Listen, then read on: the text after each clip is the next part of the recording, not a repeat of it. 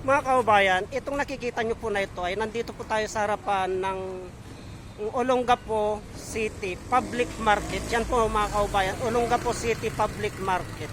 Ito po ang pinaka public market ng Olongapo City mga kaubayan.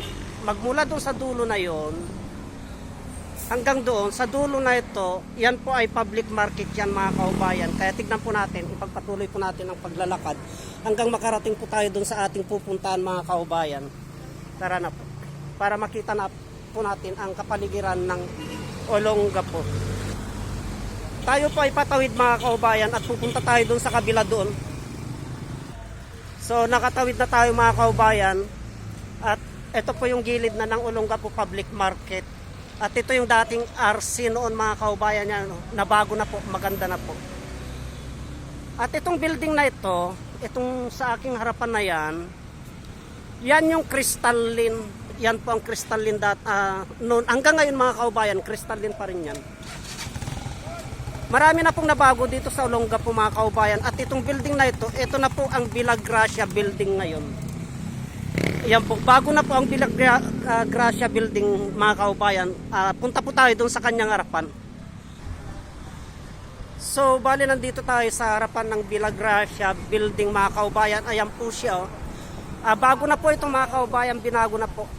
At dito naman sa harap ng Villa Gracia building, dito sa aking kinaroroonan, may bagong tayong building dito mga kaubayan. Ito po.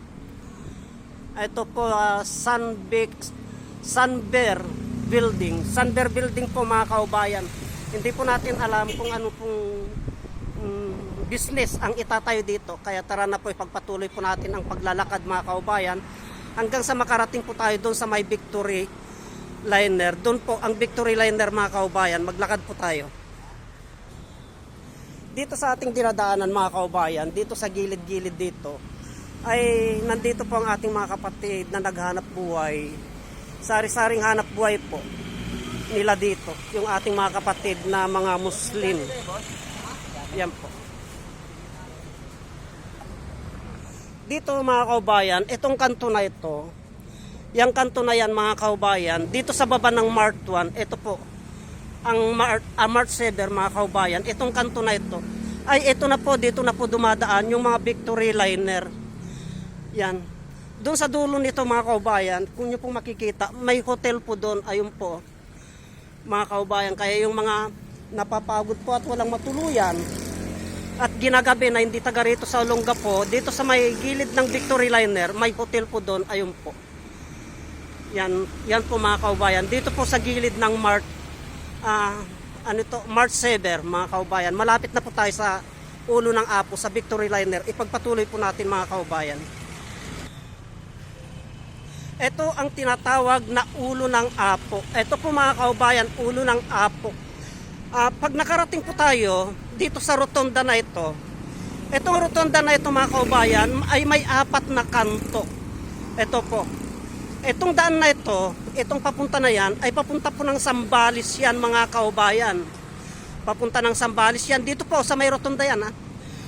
At ito naman po, yung daan na yan ay papunta ng SBMA po yan. Yan. Yung diretso na yan. At ito naman po, itong daan na yan ay papunta ng 14 Gate. Dito sa kabayanan ng Olongapo. Mga kaubayan. Pero may daan din po dyan papunta ng SBMA. At dito naman po, sa aking pinanggalingan na yan, dyan naman po, itong daan na ito, ay ito yung galing ng labas ng Olongapo.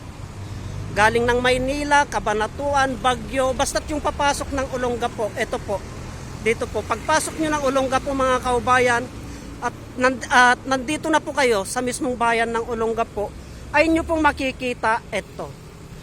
Ulo ng Apo. Ibig sabihin po, nandito kayo mismo sa bayan ng Olongapo. Itong likod po nito ay Victory Liner yan mga kaubayan. Ayun po siya, Victory Liner. Kaya yung ating mga kaubayan na hindi pa sanay dito sa Olongapo, para hindi po kayo maligaw, ang hanapin nyo po ay ang Victory Liner. At makikita nyo po dito yung 4 na kanto. Ito, palabas ng Olongapo, papuntang Zambales, Pangasinan. Ito, papasok ng SBMA. At ito naman po ay papasok dito sa kabayanan ng Olongapo. Papasok din po ng SBMA. At ito naman kanto na ito dito sa gilid ng Apabli Medical Center ay papunta na po ng public market ng Olongapo. Yan po mga kaubayan, para hindi po tayo maligaw pag tayo po ay baguhan dito sa Olongapo. Marami pong salamat.